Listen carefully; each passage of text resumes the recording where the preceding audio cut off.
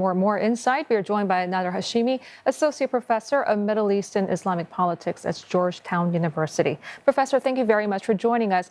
Firstly, just talk to us about why all this is happening now and what Israel is trying to achieve.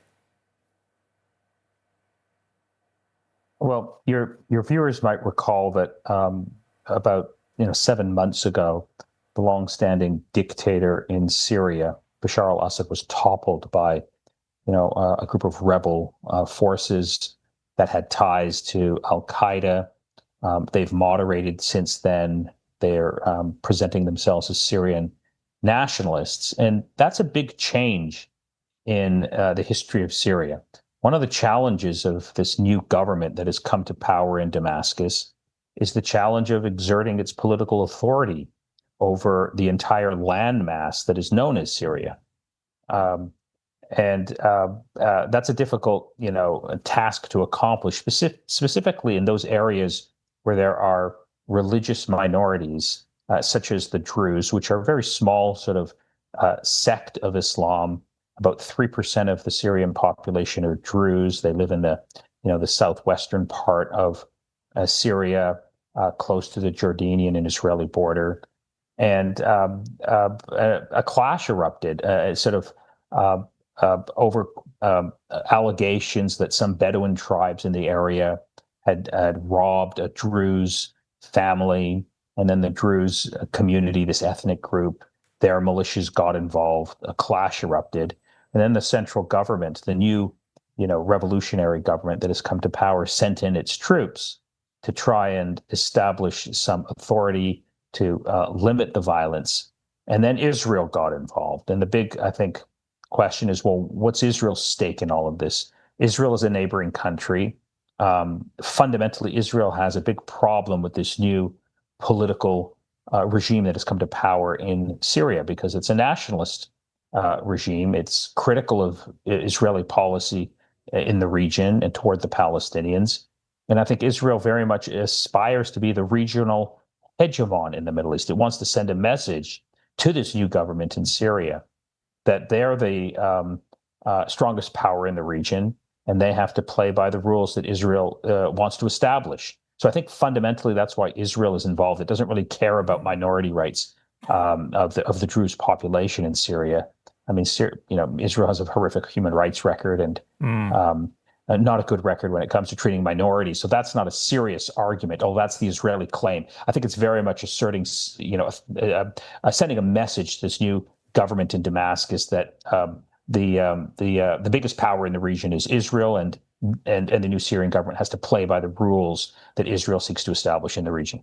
Okay, so we know that despite this reluctance, opposition, if you like, from Israel, the US, other countries in the region are warming up to the new Syrian government. So I'm wondering, where does that leave Israel? I mean, is there a bare minimum, if you like, that it will accept to, I suppose, suspend the attacks and to a degree accept, Ahmad al-Sharaa and the new government?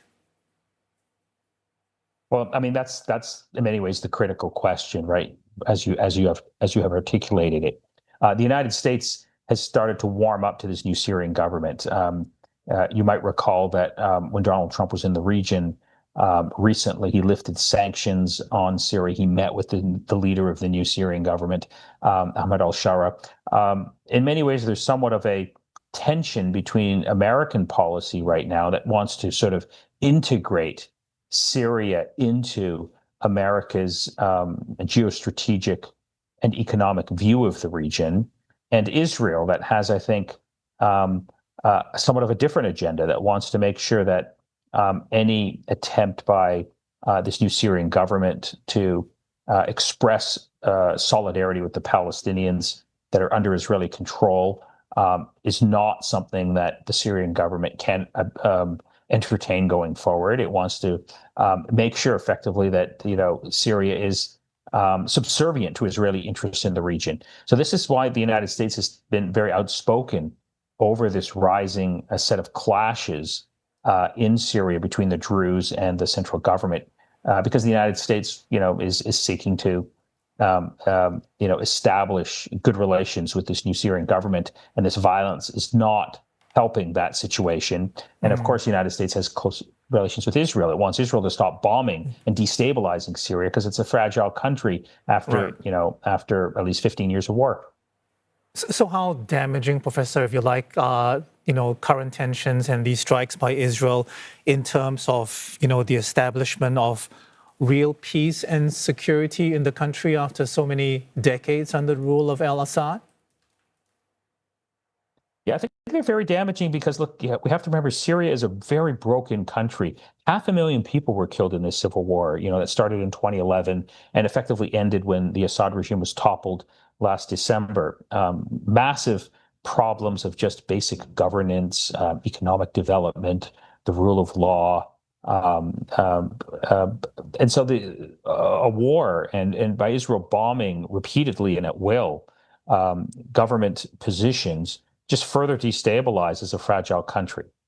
So it certainly doesn't help Syria get back on its feet and move in the right direction. I mean, the precondition for economic development and political development is peace.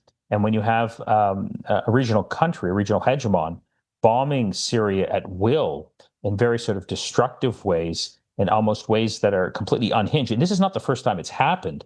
Like as soon as the Assad regime fell, there was a major series of military attacks that Israel launched on all of the military installations of the Syrian government that were in existence, further weakening this new political authority that's trying to establish its control over Syria. So all of these things are very unhelpful, and they create bad blood between the two countries, and they I think further destabilize an already unstable situation.